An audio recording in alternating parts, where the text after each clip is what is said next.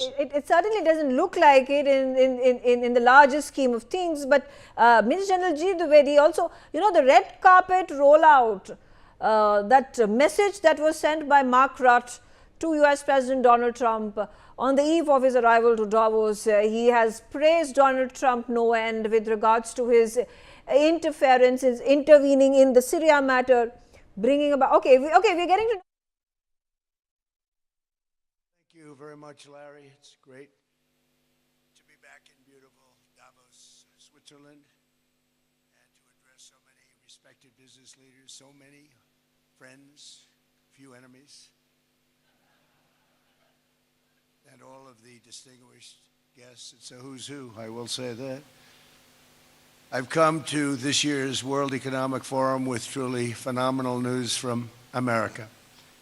Yesterday marked the one-year anniversary of my inauguration, and today, after 12 months back in the White House, our economy is booming, growth is exploding, productivity is surging, investment is soaring, incomes are rising, inflation has been defeated, our previously open and dangerous border is closed and virtually impenetrable. And the United States is in the midst of the fastest and most dramatic economic turnaround in our country's history. Under the Biden administration, America was plagued by the nightmare of stagflation, meaning low growth and high inflation, a recipe for misery, failure, and decline. But now, after just 1 year of my policies, we are witnessing the exact opposite: virtually no inflation and extraordinarily high economic growth.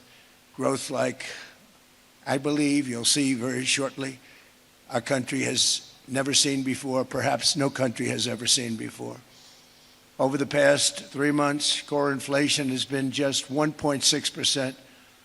Meanwhile, fourth quarter growth is projected to be 5.4%, far greater than anybody other than myself and a few others had predicted. Since the election, the stock market has set 52 all-time high records. So that's in 1 year, 52 records, adding $9 trillion in value to retirement accounts, 401ks, and people's savings. People are doing very well. They're very happy with me. Since my inauguration, we've lifted more than 1.2 million people off of food stamps, and after 4 years in which Biden secured less than $1 trillion of new investment in our country. Think of that, 1 trillion, substantially less than that. In 4 years, we've secured commitments for a record-breaking $18 trillion, and we think when the final numbers come out, they'll be closer to $20 trillion of investment.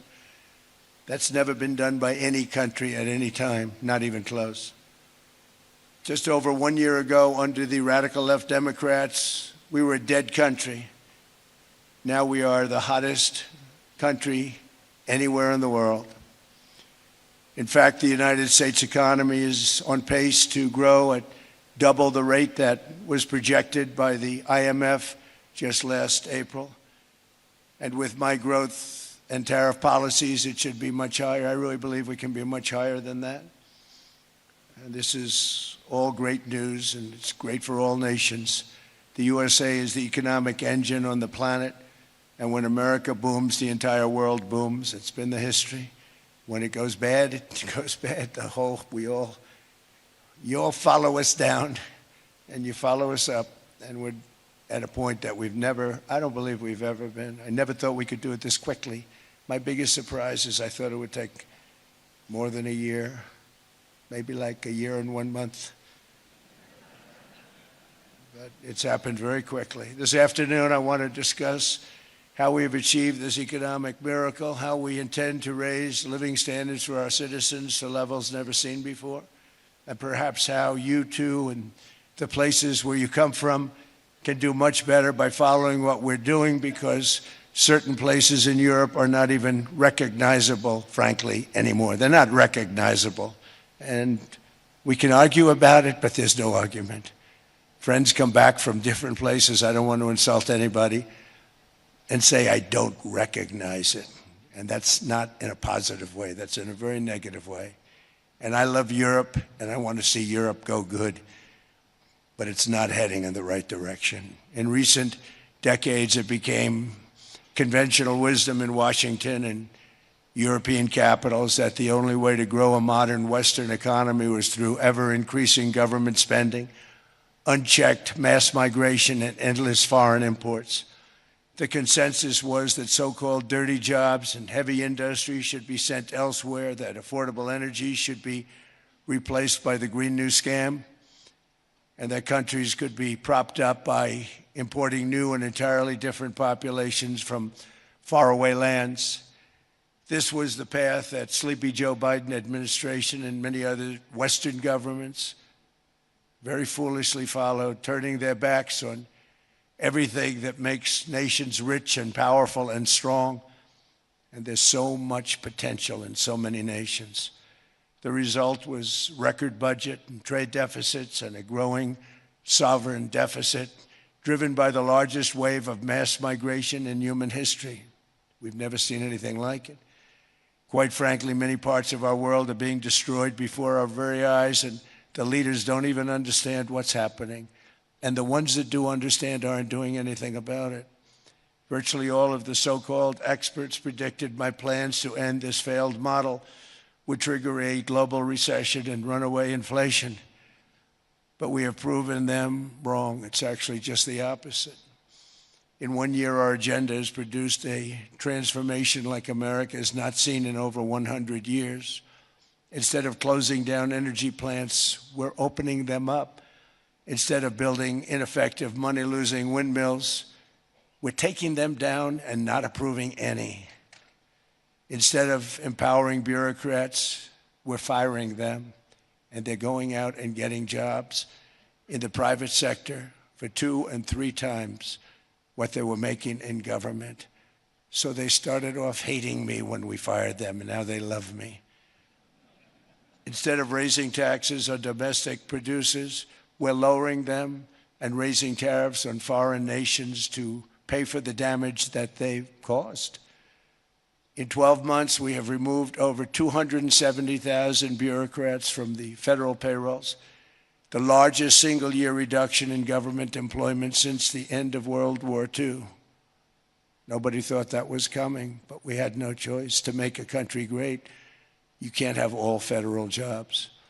We've cut federal spending by $100 billion and slashed the federal budget deficit by 27% in the single year. It's going to go down quite a bit more from that, driving inflation way down from the record highs of the Biden administration. Every month, they went up and up and up. I promised to cut 10 old regulations for every single new regulation, but instead I've cut, actually till this point, 129 regulations for every 1 new regulation approved. So every time they come in with a new regulation, we do at least 10, but so far it's averaging out to 129, if you can believe it. In July, we passed the largest tax cuts in American history, including no tax on tips, no tax on overtime, no tax on Social Security for our great seniors. We also provided 100% expensing, that's the one they like, and bonus depreciation for all new equipment and capital investments to help companies expand and shift production to America. They are so in love with that. They build a plant, they're able to deduct it immediately, the whole thing, rather than waiting 38 to 41 years in the old days. This is a miracle taking place. Nobody thought it would ever be done by any country, but it's done by us. It was what made my first term the most successful 4-year term that we've ever had from a financial standpoint. And now we've upped it. This is a 10-year program, not a 1-year program. But you're allowed to deduct everything in 1 year. It used to be 38 to 41 years. With tariffs, we've radically reduced our ballooning trade deficit, which was the largest in world history. We were losing more than $1 trillion every single year, and it was just wasted. It was going to waste. But in 1 year, I slashed our monthly trade deficit by a staggering 77%. And all of this with no inflation, something everyone said could not be done. There were a couple of brilliant people that actually thought I was doing the right thing. I thought I was doing the right thing. Now they all think I'm doing the right thing because they can't believe the numbers. American exports are now up by more than $150 billion. Domestic steel production is up by 300,000 tons a month, and it's doubling over the next 4 months. It's doubling and tripling, and we have steel plants being built all over the country. Nobody thought they'd see that. Factory construction is up by 41%, and that number is really going to skyrocket right now because that's during a process that they're putting in to get their approvals, and we've given very, very quick, fast approvals. In the process, we've made historic trade deals with partners covering 40% of all U.S. trade. Some of the greatest companies and countries in the world. We have countries as our partner, too. The European nations, Japan, South Korea. They're our partners. They've gone into massive deals with us, especially on oil and gas. And these agreements raise growth and cause stock markets to boom, not only in the U.S., but virtually every country that came to make a deal, because, as you've learned, when the United States goes up, you follow. It's really become a staple. In America, I've stopped the nation-wrecking energy policies that drive up prices while sending jobs and factories to the world's worst polluters. They are indeed polluters. Under sleepy Joe Biden, new domestic oil and gas leases fell by 95%. Think of that. And they wonder, why was gasoline going up so fast? The gasoline actually topped $5 a gallon, in some places $7 a gallon, and more than 100 major power plants were violently shut down by incompetent people that had no idea what the hell they were doing. Under my leadership, U.S. natural gas production is at an all-time high, by far. U.S. oil production is up by 730,000 barrels a day, and last week we picked up 50 million barrels from Venezuela alone. Venezuela has been an amazing place for so many years, but then they went bad with their policies. 20 years ago, it was a great country, and now it's got problems, but we're helping them. And those 50 million barrels, we're going to be splitting up with them, and they'll be making more money than they've made in a long time. Venezuela is going to do fantastically well. We appreciate all of the cooperation we've been giving. We've been giving great cooperation. Once the attack ended, and they said, let's make a deal. More people should do that. But Venezuela is going to make more money in the next 6 months than they've made in the last 20 years. Every major oil company is coming in with us. It's amazing. It's a beautiful thing to see. The leadership of the country has been very good. They've been very, very smart. The price of gasoline is now below $2.50 a gallon in many states, $2.30 a gallon in most states, and will soon be averaging less than $2 a gallon. In many places, it's already down even lower, $1.95 a gallon. Numerous states are at $1.99, numbers that nobody has heard for years. Actually, since my last administration, we got it down to around those numbers. I've signed an order directing and approval of many new nuclear reactors. We're going heavy into nuclear. I was not a big fan because I didn't like the risk, the danger. But they have the progress they've made with nuclear is unbelievable, and the safety progress they've made is incredible. We're very much into the world of nuclear energy, and we can have it now at good prices and very, very safe. And we're leading the world in AI by a lot. We're leading China by a lot. I think President Xi respects what we've done, in part because I've allowed these big companies building these massive buildings to build their own electric capacity. They're building their own power plants, which, when added up, is more than any country anywhere in the world is doing. I read recently an article in the Wall Street Journal that China's creating so much energy, and they are, I got to hand it to them. But we're creating as much or more, and we're letting them do that. I'm very proud of it. It was my idea. I said, you can't create this much energy. We needed more than double the energy currently in the country just to take care of the AI plants.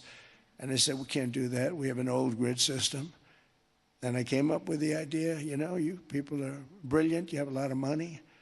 Let's see what you can do. You can build your own electric generating plants. And they looked at me. They didn't believe me. All of the names that are, I think, in the room right now, if you want to know the truth, they didn't believe it. And I said, no, you can't. They came back 2 weeks and they didn't have the plant. They said, we thought you were kidding. I said, no, not only am I not kidding, you're going to have your approvals within 2 weeks. I always say nuclear will take 3 weeks. But most aren't going that. They're going oil and gas. They're even going coal in some cases. Because of my landslide election victory, the United States avoided the catastrophic energy collapse which befell every European nation that pursued the Green New Scam, perhaps the greatest hoax in history.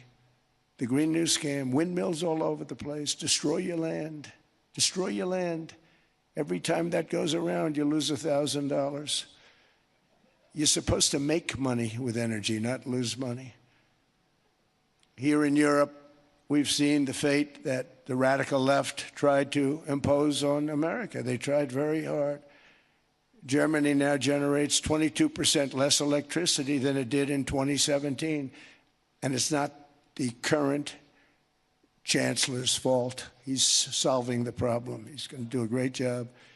But what they did before he got there, I guess that's why he got there. And electricity prices are 64% higher. The United Kingdom produces just 1/3 of the total energy from all sources that it did in 1999. Think of that, 1/3.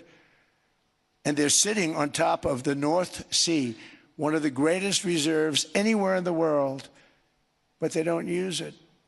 And that's one reason why their energy has reached catastrophically low levels with equally high prices. High prices, very low levels. Think of that, 1/3. And you're sitting on top of the North Sea. And they like to say, well, you know, that's depleted. It's not depleted. It's got 500 years. They haven't even found the oil. The North Sea is incredible. They don't let anybody drill. Environmentally, they don't let them drill. They make it impossible for the oil companies to go. They take 92% of the revenues. So the oil companies say, we can't do it. They came to see me. Is there anything you can do? I want Europe to do great. I want UK to do great. Sitting on one of the greatest energy sources in the world, and they don't use it. In fact, their electricity prices have soared 139%. There are windmills all over Europe. There are windmills all over the place, and they are losers. One thing I've noticed is that the more windmills a country has, the more money that country loses and the worse that country is doing. China makes almost all of the windmills, and yet I haven't been able to find any wind farms in China. Did you ever think of that? It's a good way of looking at it. They're smart. China's very smart. They make them, they sell them for a fortune. They sell them to the stupid people that buy them, but they don't use them themselves. They put up a couple of big wind farms, but they don't use them. They just put them up to show people what they could look like. They don't spin. They don't do anything. They use a thing called coal, mostly. But China goes with the coal. They go with oil and gas. They're starting to look at nuclear a little bit. And they're doing just fine. They make a fortune selling the windmills, though. And I think really that's one that they wouldn't be surprised if it stopped. They are shocked that it continues to go. They're very friendly with me. They're shocked that people continue to buy those damn things. They killed the birds. They ruin your landscapes. Other than that, I think they're fabulous, by the way. Stupid people buy them. The consequences of such destructive policies have been stark, including lower economic growth, lower standards of living, lower birth rates, more socially disruptive migration, more vulnerability to hostile foreign adversaries, and much, much smaller militaries. The United States cares greatly about the people of Europe. We really do. I mean, look, I am derived from Europe. Scotland and Germany, 100% Scotland, my mother, 100% German, my father. And we believe deeply in the bonds we share with Europe as a civilization. I want to see it do great. That's why issues like energy, trade, immigration, and economic growth must be central concerns to anyone who wants to see a strong and united West, because Europe and those countries have to do their thing. They have to get out of the culture that they've created over the last 10 years. It's horrible what they're doing to themselves. They're destroying themselves. These beautiful, beautiful places.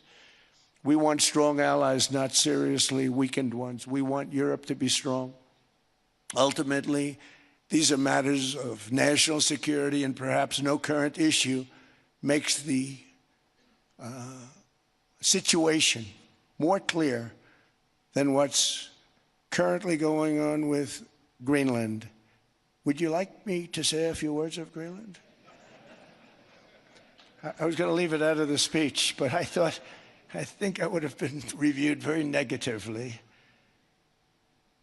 I have tremendous respect for both the people of Greenland and the people of Denmark, tremendous respect. But every NATO ally has an obligation to be able to defend their own territory. And the fact is, no nation or group of nations is in any position to be able to secure Greenland other than the United States. We're a great power, much greater than people even understand. I think they found that out 2 weeks ago in Venezuela. We saw this in World War II, when Denmark fell to Germany after just 6 hours of fighting and was totally unable to defend either itself or Greenland. So the United States was then compelled, we did it, we felt an obligation to do it, to send our own forces to hold the Greenland territory. And hold it we did, at great cost and expense. They didn't have a chance of getting on it, and they tried. Denmark knows that. We literally set up bases on Greenland for Denmark. We fought for Denmark. We weren't fighting for anyone else. We were fighting to save it for Denmark. Big, beautiful piece of ice. It's hard to call it land. It's a big piece of ice. But we saved Greenland and successfully prevented our enemies from gaining a foothold in our hemisphere. So we did it for ourselves also.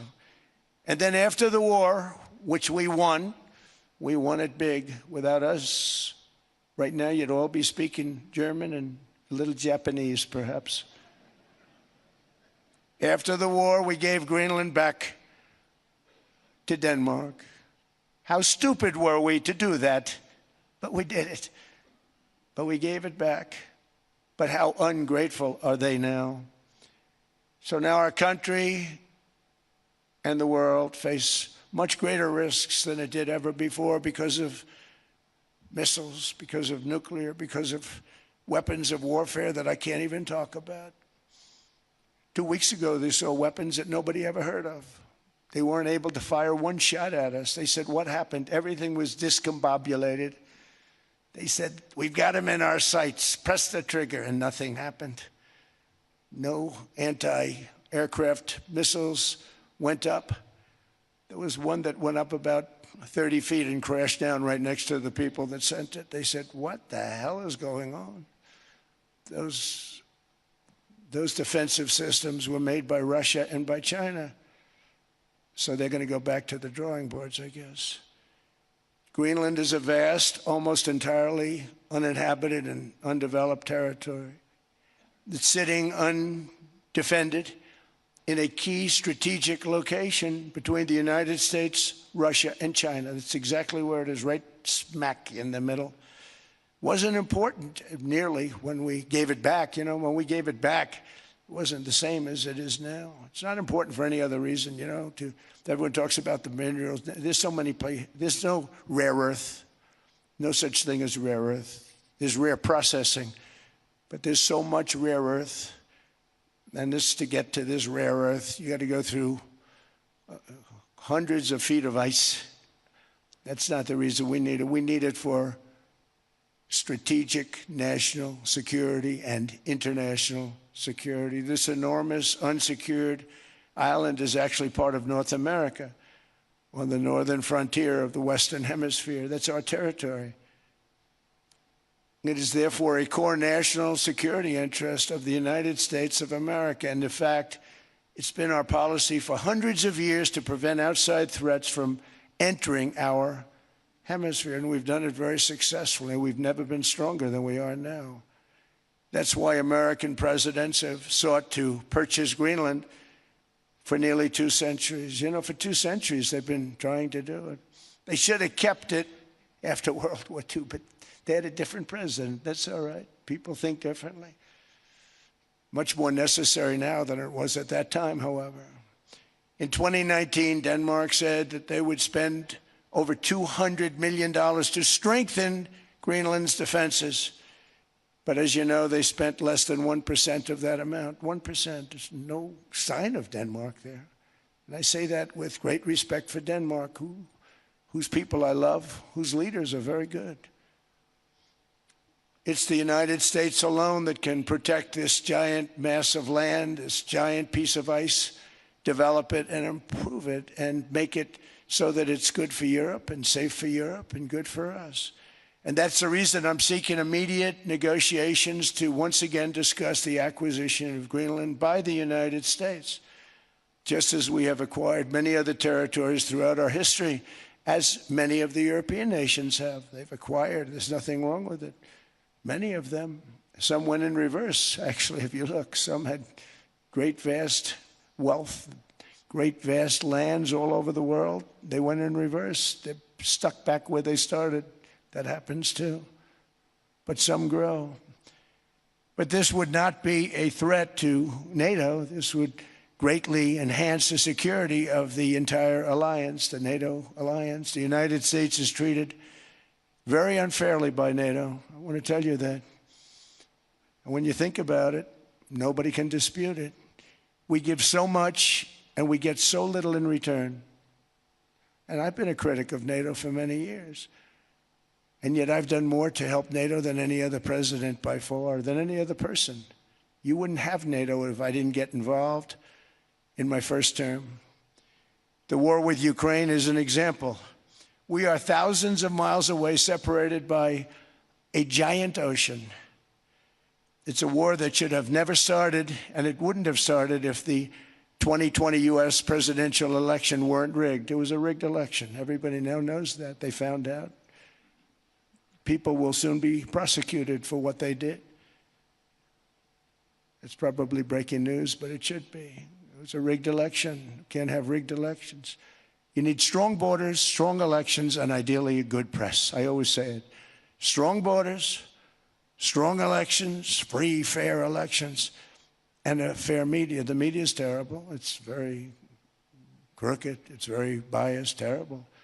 But someday it'll straighten out because it's losing all credibility. Think of it.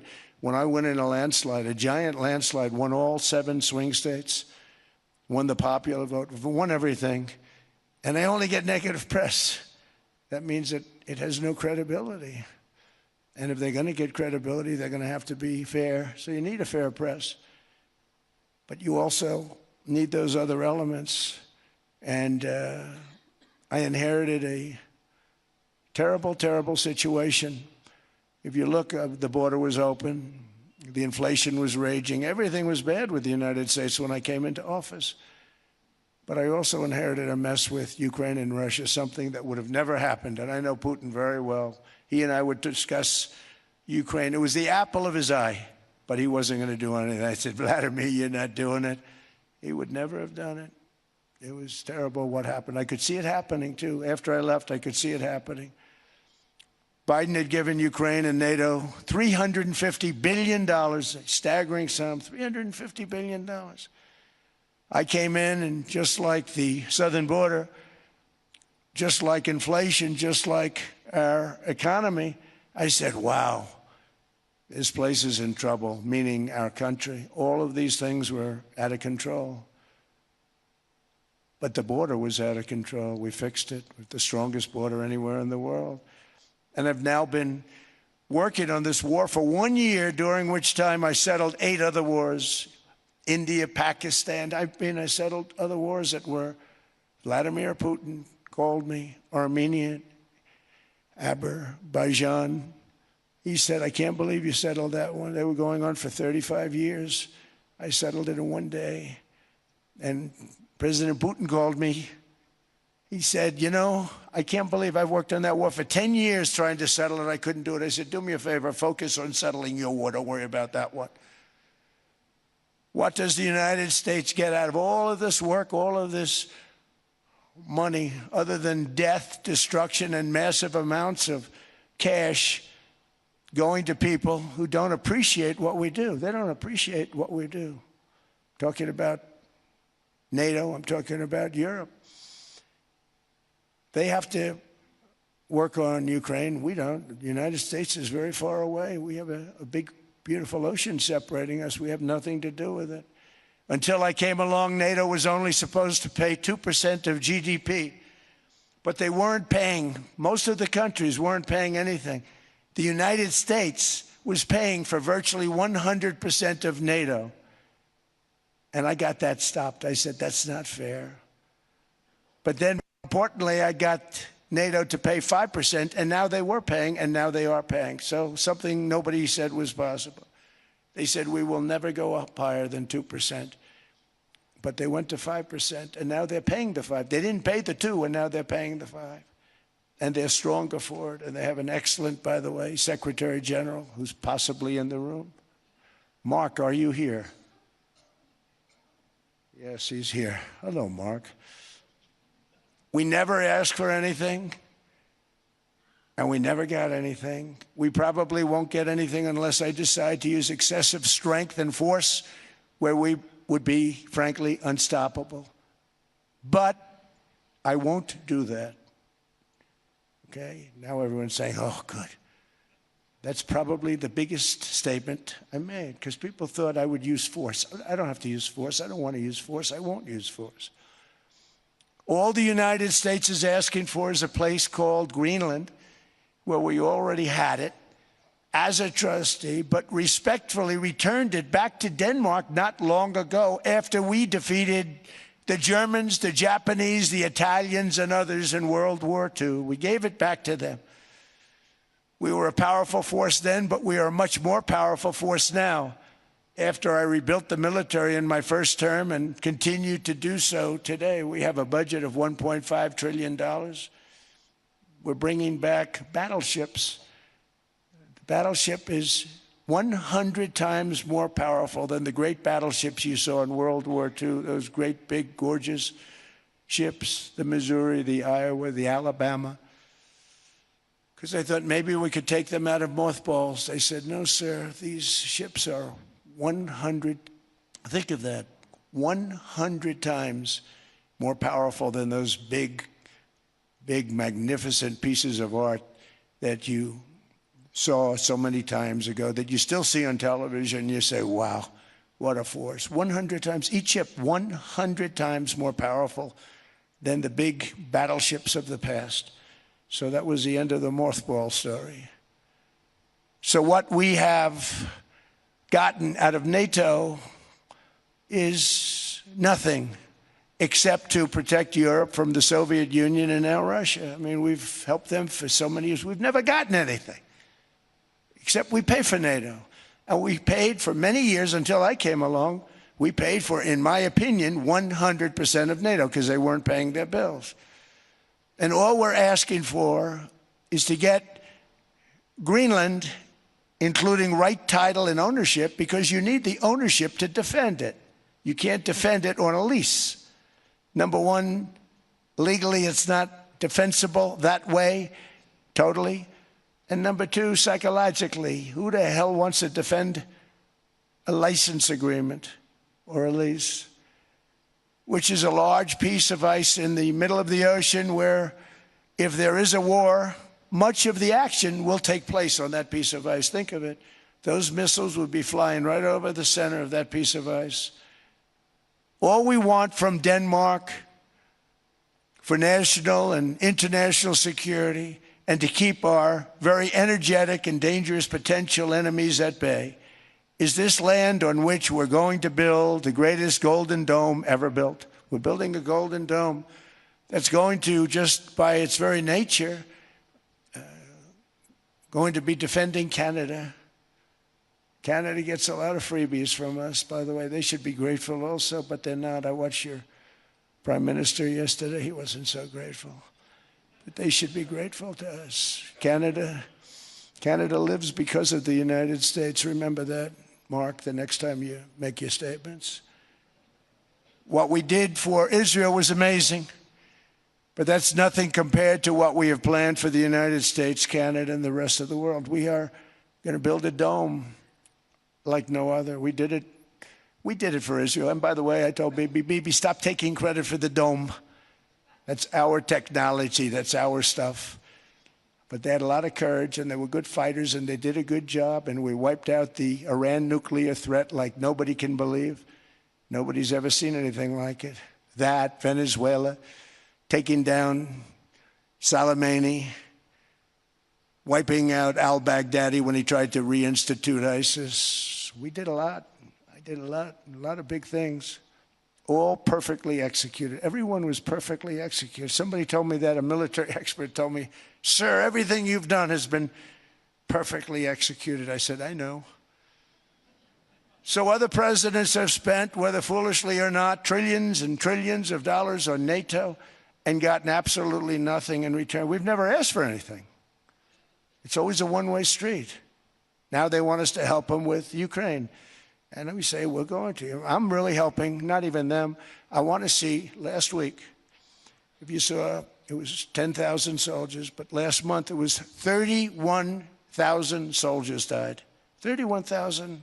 That's this room times, the number of people in this room times 30.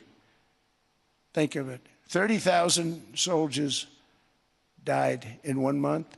The month before it was 27,000. The month before that it was 28,000. The month before that it was 25,000. It's a bloodbath over there.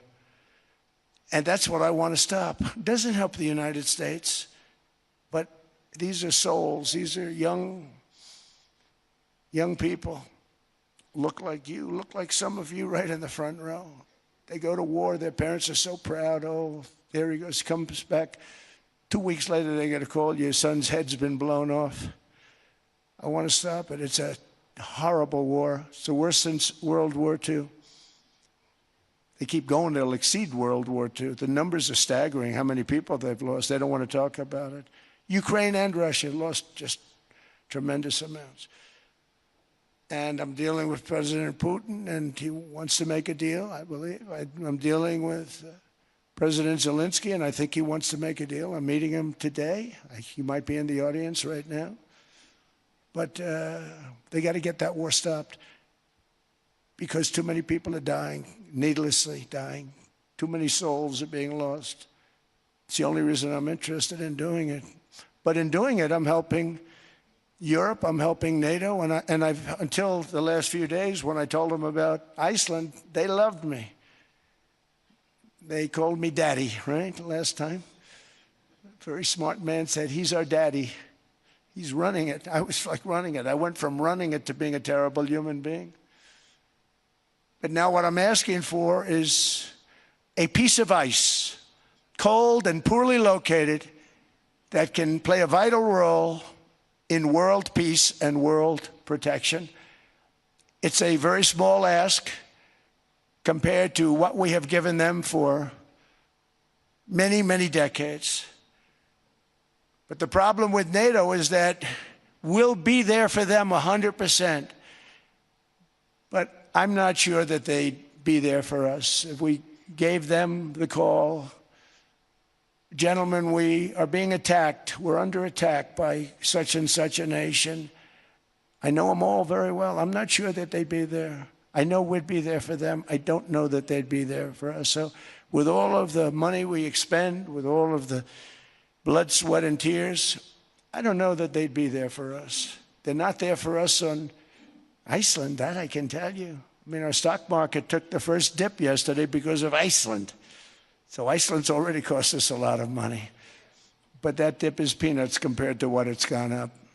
And we have an unbelievable future in that stock. That stock market is going to be doubled. We're going to hit 50,000, and that stock market's going to double in a relatively short period of time because of everything that's happening. But this is a good example. After giving NATO and European nations trillions and trillions of dollars in defense, they buy our weapons. We make the greatest weapons in the world, but now we're going to make them faster, much faster. You saw that. I put a cap on the salaries, and I put no buybacks, no stock buybacks, no various other things that they were doing. I mean, they were making $50 million, but it would take them 3 years to give you a Patriot missile. I said, that's not good. My chauffeur can do a better job than that, and he makes slightly less than 50. They make big salaries. If they're going to make those big salaries, they're going to have to produce a lot faster. The good news is we have the greatest equipment in the world. Now we're going to start making it a lot faster. They're going to build additional plants. And all of the money that goes into stock buybacks is going to go into building plants. We're not allowing stock buybacks by defense companies any longer. They're going to build new plants to make Tomahawks, Patriots. We have the best equipment, F-35s.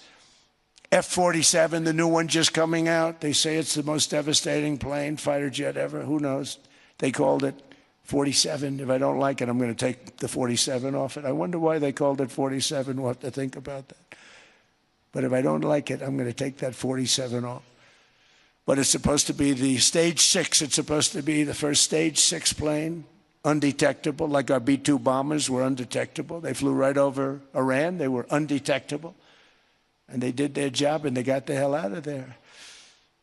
So we want a piece of ice for world protection, and they won't give it. We've never asked for anything else, and we could have kept that piece of land, and we didn't. So they have a choice. You can say yes, and we will be very appreciative, or you can say no, and we will remember. A strong and secure America means a strong NATO, and that's one reason why I'm working every day to ensure our military is very powerful, our borders are very strong, and above all, our economy is strong because national security requires economic security and economic prosperity, and we have the greatest that we've ever had. Biden and his allies destroyed our economy and gave us perhaps the worst inflation in American history. They say 48 years, I say forever, but I think 48 years is the equivalent to forever. Whether it's 48 years or ever, it's terrible, costing the typical family $33,000. What they did to this country should never, ever be forgotten. It's early, but he has to be rated as the worst president we've ever had by far. The auto pen did much of the damage. The auto pen, he was the auto pen president, because I don't believe a sane president would have ever signed the kind of things that he signed. But now grocery prices, energy prices, airfares, mortgage rates, rent, and car payments are all coming down, and they're coming down fast. We inherited a mess, but we've done a hell of a job in 12 months. Under my most favored nation policy for drug prices, the cost of prescription drugs is coming down by up to 90%, depending on the way you calculate. You could also say 5, 6, 7, 800%. There are two ways of figuring that. But we have a favored nations policy that every president wanted, no president was able to get. I got it, and other nations approved it. And I had to use tariffs in order to get it because they said, no way. In other words, a pill that costs 10% in London costs $130. Think it costs $10 in London, costs $130 in New York or in Los Angeles. And I'd say, boy, that's bad. Friends of mine would say, you know, we go to London, you can buy the stuff for nothing. We go all over the world, we can buy it for nothing. Because basically America was subsidizing every nation in the world because presidents allowed them to get away with it. It became very tough. So when I called up Emmanuel Macron, I watched him yesterday with those beautiful sunglasses. what the hell happened? But I watched him sort of be tough. But he was at $10 for a pill. And I said, Emmanuel, and I have all the big pharmaceutical companies are in total agreement. It wasn't easy, by the way. They're tough, smart. They've been getting away with this scam for a long time. But they gave it up. But they said, you'll never get the countries to approve it. I said, why is that? Because they won't. They always said, we're not paying any more. Get the rest for the United States. So over the years, they stayed the same. We just went up, up, up. And I mean, we would pay 13, 14, 15 times more than certain countries would. So I said, no, they'll approve it 100%. Sir, you'll never get them to approve it. I said, I guarantee you. But I actually started with Emmanuel, who probably is in the room too. And I like him. I actually like him. Hard to believe, isn't it? And I said, Emmanuel, you're going to have to lift the price of that pill to $20, maybe $30. Think of that. That means it's a doubling of prescription drugs. Might be a tripling, might be a quadrupling. It's not easy. No, no, no, Donald, I will not do that. I said, yes, you will, 100%. He said, no, no, no. You're asking me to double. I said, Emmanuel, you've been taking advantage of the United States for 30 years with prescription drugs. You really should do it, and you will do it. I have no doubt. In fact, I am 100% sure you're going to. No, no, no, I will not do it. Because he has to, in all fairness to him, he has to double or triple. Because the world being a bigger place than the United States, it's not that you meet in the middle. You just have to go up some, and we come down a lot. They go up a little, we come down a lot. So we're at $130, they're at 10. So they may have to go to 20 or 30. No more than that. I said, Emmanuel, you're going to be doubling or tripling? No, no, no. I said, here's the story, Emmanuel. The answer is you're going to do it fast. And if you don't, I'm putting a 25% tariff on everything that you sell into the United States and a 100% tariff on your wines and champagnes. And that's about 10 times more than what I'm requesting. And you're going to do it. I don't want to go public with it, but you may make me do that. No, no, Donald, I will do it. I will do it. It took me, on average, 3 minutes a country, saying the same thing. You will do it. They all said, no, no, no, I will not do it. You're asking me to double the cost of prescription. I said, that's right, because you've been screwing us for 30 years. And they said, we will not do it. I said, that's all right. On Monday morning, we're putting a 25, 30, 50. I gave different numbers for different countries. This is also national security we're talking about. Not fair. We're not going to subsidize the whole world.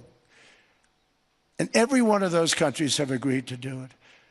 So one of the biggest things that I've done is the fact that we have now most favored nation. We will pay whatever the lowest price is in the entire world. So our drug prices are going to be coming down by staggering 90%. Again, you could say 1,000%, 2,000%. Depends on the way you want to figure it. But we'll go with the way the fake news likes it better because it sounds, can you imagine a 90% reduction sounds much worse. But drug prices are going to be coming down tremendously in all the nations, and I appreciate them doing it. But they did it, in all fairness, without tariffs. I wouldn't have been able to get it done. After declining $3,000 under Biden, real incomes are up in the United States by $2,000, $3,000, and even $5,000 and more. Home ownership has always been a symbol of health and vigor of American society, but that goal fell out of reach for millions and millions of people in the Biden era because interest rates went up so high. Today, I'm taking action to bring back this bedrock of the American dream. In recent years, Wall Street giants and institutional investment firms, many of you are here, many of you are good friends of mine, many of you are supporters. Sorry to do this to you, I'm so sorry. But you've driven up housing prices by purchasing hundreds of thousands of single-family homes, and it's been a great investment for them. Often as much as 10% of houses on the market.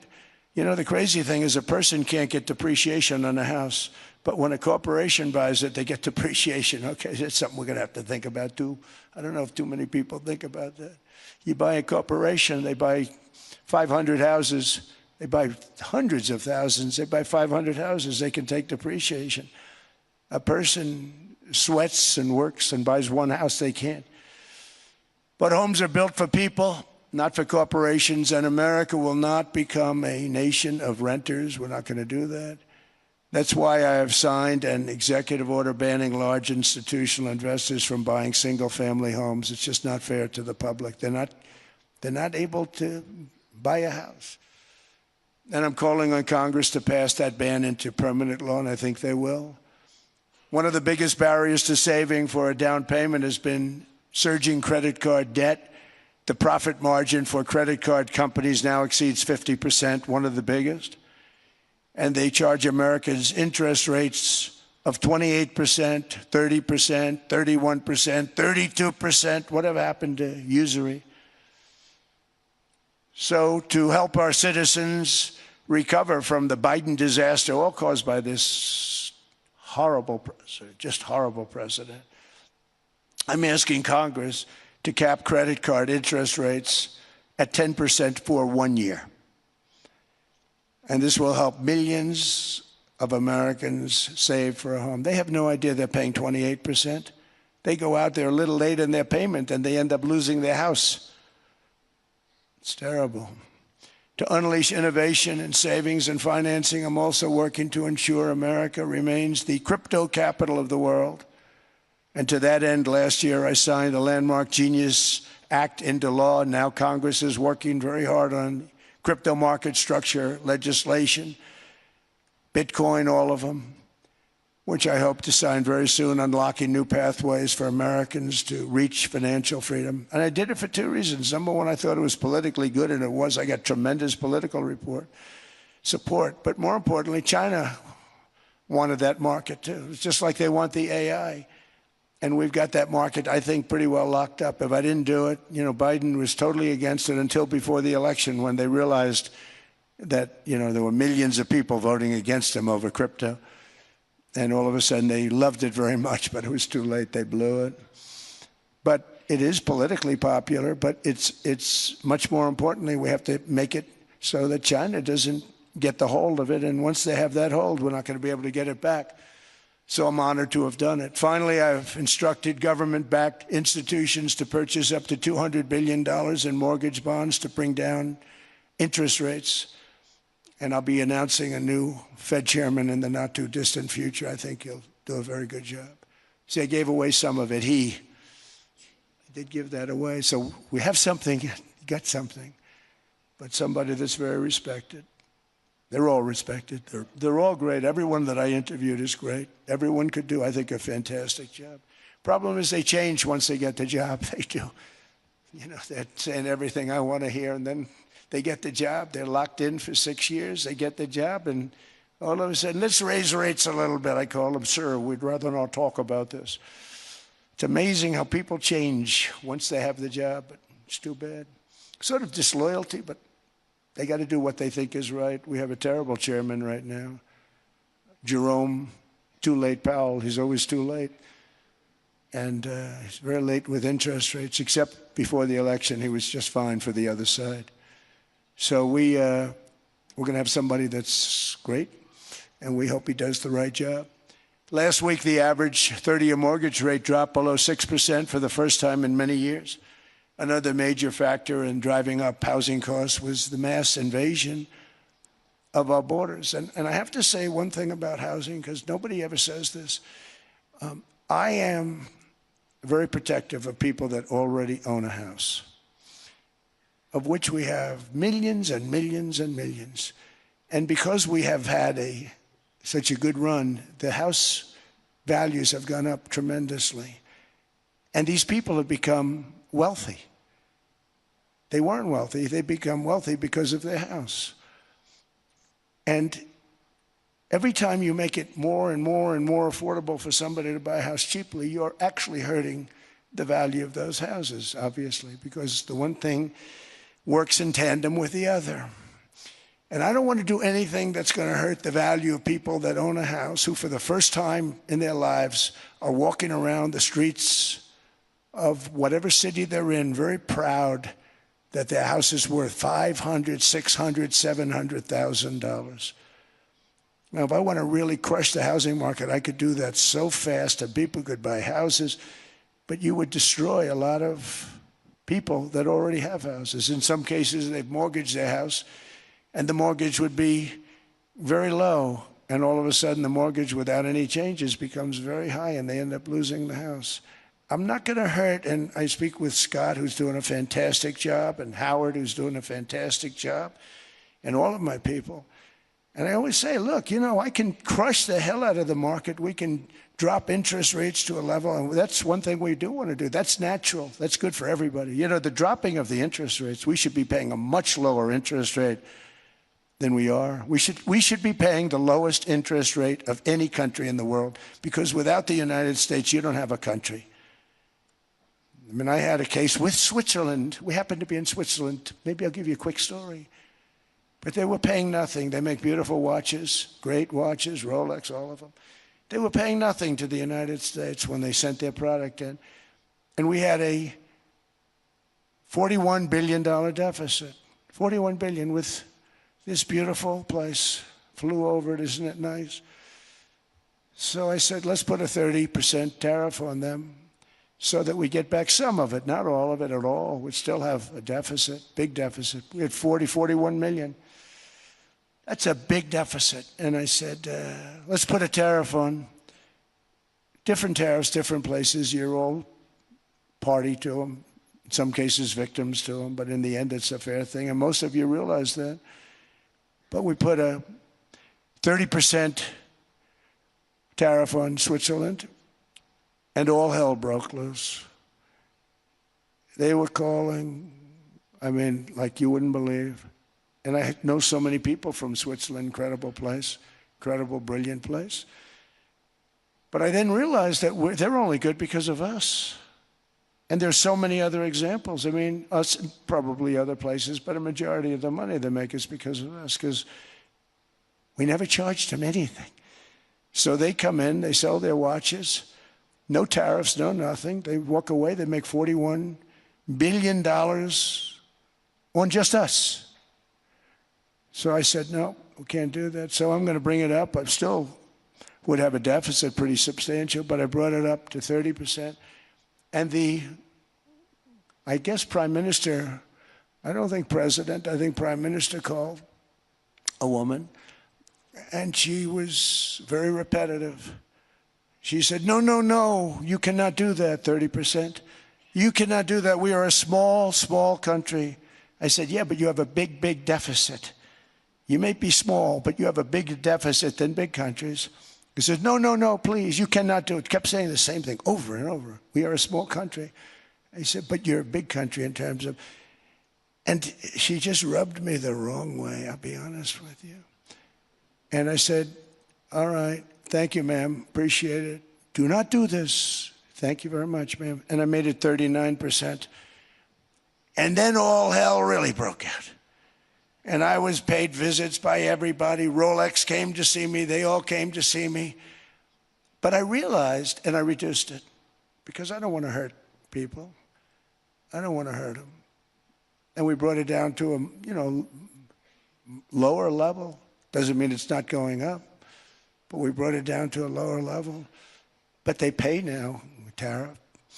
But I realized that we have many places like that where they're making a fortune because of the United States. Without the United States, they wouldn't be making anything. Think of it. Switzerland made $41 billion on us. And as she said, it's a small place. And I realized with that, I don't know, it was so, because she was so aggressive. And I realized in that conversation that the United States is keeping the whole world afloat. Many places, I could give you 6, 7 places just in the people in this little area. I know every one of them. They're looking down. They don't want to see me. They don't want to stare me in the eyes. But they're taking advantage of, everybody took advantage of the United States. But I've been very fair, and I gave them a tariff, and it was fine. But I realized that without us, it's not Switzerland anymore. Without us, it's not any of the countries that are represented here. And we want to work with the countries. We want to work with them. We're not looking to destroy them. I could have said 39, 40%. I could have said I want a 70% tariff, then we make money with Switzerland. But Switzerland would have been probably destroyed, financially destroyed. I don't want to do that.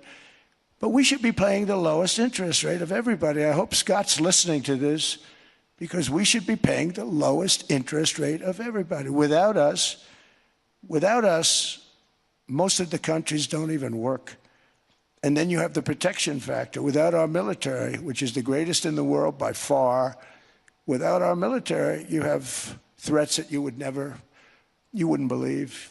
You wouldn't believe. You don't have threats because of us, and that's because of NATO. One other thing, and I have to say it so importantly, in the old days, and I used to say I'm the youngest in the room. Now I'm among the older. I hate to say it.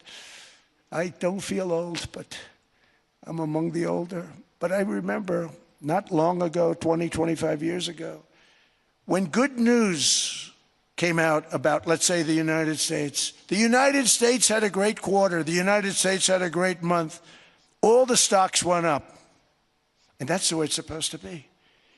Now when they say the United States had a record quarter, it's unbelievable how well it's doing, all the stocks crash because they say, oh no, inflation, they're going to raise interest rates. And they do. Some of these stupid people like Powell, they raise interest rates. And what they do is they stop you from being successful. It used to be when we had a great quarter, a great month, great earnings, great anything, any good news, the stock market went up. That's the way it's going to be. We got to do that again because that's the way it should be. Now when we have a great month, they want to kill it. Like we did over 5%. People were surprised. We should do 20%. We could do 25%. When we announce good numbers, and the reason is they're so petrified of inflation. And growth doesn't mean inflation. We've had tremendous growth with very low inflation. In fact, growth can fight inflation, proper growth. So we want to get back to the days when we announce great numbers, because we're going to be announcing phenomenal. You know, all these factories that are being built at record, thousands of businesses are being built right now. Remember, $18 trillion is invested. I think the second number is 3, and that was China many years ago. Investments in the country from outside. 18 trillion, nobody's ever seen. And that's money coming in and building things, factories. Thousands of businesses are being built, thousands. Hundreds of big factories, car plants are moving back to the United States. They're coming in from Canada, they're coming in from Mexico, from Japan. Japan's coming in and building plants here in order to avoid tariffs. They're coming in from China, they're coming in from all over the world. We have more plants being built now, car plants, than we've ever had built, even in the heyday from the 1940s and 50s. And they're bigger. They don't use renovations anymore where they take an old plant, they rip it down, they build a brand new plant, super modern plant. But it's happening at levels that nobody's ever seen. In 2024, the U.S. built less than 2 million new homes, but Biden admitted more than 8 million new migrants. And those days are over. In 2025, for the first time in 50 years, the United States had reverse migration. Boy, that was nice. And these were criminals that were being taken out of our country because they allowed people to come into our country from jails, from gangs, drug dealers, murderers. 11,888 murderers. We've gotten most of them out. And then ICE gets beat up by stupid people from leadership in Minnesota. We actually are helping Minnesota so much, but they don't appreciate it. Most places do. You know, Washington, D.C. is the safest place now in the United States. It was a very dangerous place to walk, and now you can walk with your wife, your kids, right through the middle of the city. Right now, Washington, D.C. is as safe as it gets. It was one of the most unsafe, I had to admit. We sent in the military, the National Guard. Within 2 months, it was great. Within 3 months, it's like a really great place and a safe place and a beautiful place. It's even been cleaned up. The graffiti's gone. The fences are gone. We don't have to worry about fences anymore. All of the places, the grasses are cut and replaced with new grass in many cases. It's all going to happen in the spring. But Washington and D.C. is beautiful again, and it's safe. New restaurants are opening up. They were all closing. Now you can't get into a restaurant. Restaurants in Washington, D.C. are all opening. Memphis also, Memphis, Tennessee, New Orleans, Louisiana. We were there for 3 weeks. We've cut the crime down by 64%. Within another month, we'll have virtually no crime there. We can do that all over. We're going to help the people in California. We want to have no crime. I know Gavin was here. I used to get along so great with Gavin when I was president. Gavin's a good guy. And we're going to, if he needed it, I would do it in a heartbeat. I'd love to see. We did help them a lot in Los Angeles, a lot with the early in my term when they had some problems. But we would love to do it. I will say this, if I were a Democrat governor or whatever, I would call up Trump. I'd say, come on in, make us look good. Because we're cutting crime down to nothing. And we're taking people out, career criminals, who are only going to do bad things, and we're bringing them back to their countries. But where we've done it has been amazing. And we have a capacity to do it at much greater levels. We're cutting illegal aliens off welfare and other government benefits, and I have directed that starting immediately, there will be no more payments to sanctuary cities because they are really just sanctuaries for criminals. They're really protecting criminals, and those are the ones we have to get out of the country. Murderers, drug dealers, the mentally insane. They emptied their mental institutions into the United States. And despite that, we have the lowest crime numbers that we've ever had in the history of the country. Just came out. But equally importantly, we're cracking down on more than $19 billion in fraud that was stolen by Somalian bandits. Can you believe that Somalian? They turned out to be higher IQ than we thought. I always say these are low IQ people. How did they go into Minnesota and steal all that money? And we have, they're pirates. They're good pirates, right? But we shoot them out of the water just like we shoot the drug boats out. They're not pirating too many boats lately, do you notice? When they go out into those boats, they want to take over a $1.5 billion tanker loaded up with oil, and they say, we're going to blow up your boat. They have powerful weapons. You hit the side of the boat, you blow the whole thing up. The insurance companies are petrified, so they say, just give them the boat. We'll give them money instead. And I don't do that. We blow them right the hell out of the water. We see them going out, we blow them out of the water. We don't have any pirates so much anymore. If we do, they won't be there long. We've cut down with the hitting of the boats that are loaded up with drugs, including submarines. Can you believe they actually buy small? They call them mini subs, very fast. They're meant for drugs. We've knocked out 2 of them. The Democrats say they were fishing. You have ruined somebody's fishing weekend, I would say. A submarine is not a fishing boat. You don't fish. But we've knocked down drugs by water, the oceans, the sea, by 97.2%. Think of that. And I actually say, who the hell are the 3%? Because I would not want to be piloting one of those boats. We knocked them down, and now we're going to start on land. We're going to knock it all out. The land is the easy part. What we did on sea is incredible, and that's our great military. The situation in Minnesota reminds us that the West cannot mass import foreign cultures which have failed to ever build a successful society of their own. I mean, we're taking people from Somalia, and Somalia is a failed, it's not a nation. Got no government, got no police, got no military, got no nothing. And then we have this fake congressperson who they just reported is worth $30 million. You believe this? Ilhan Omar, talking about the Constitution provides me. She comes from a country that's not a country. And she's telling us how to run America. Not going to get away with it much longer, let me tell you. The explosion of prosperity and conclusion and progress that built the West did not come from our tax codes. It ultimately came from our very special culture. This is the precious inheritance that America and Europe have in common. We share it.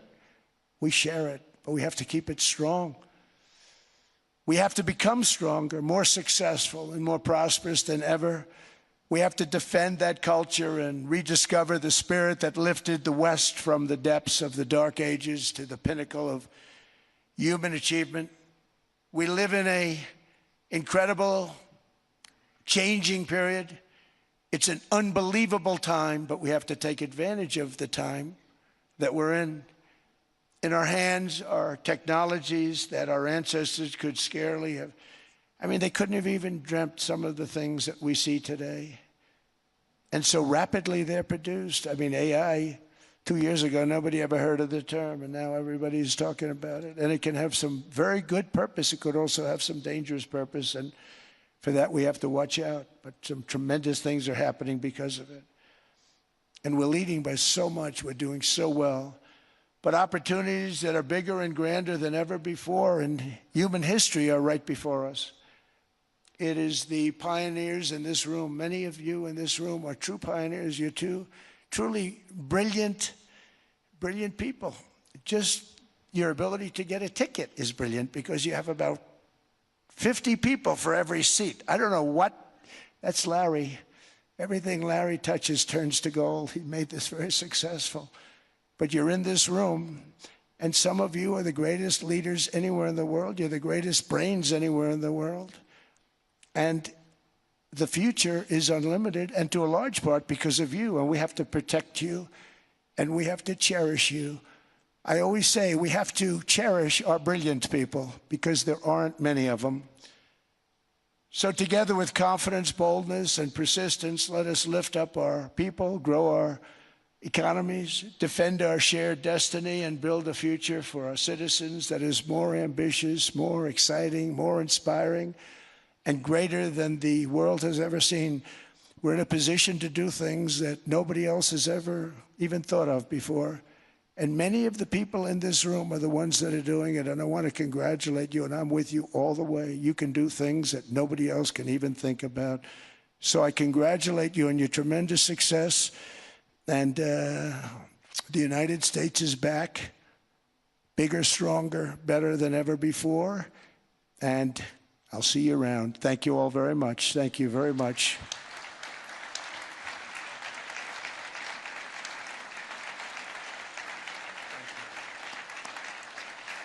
Thank you.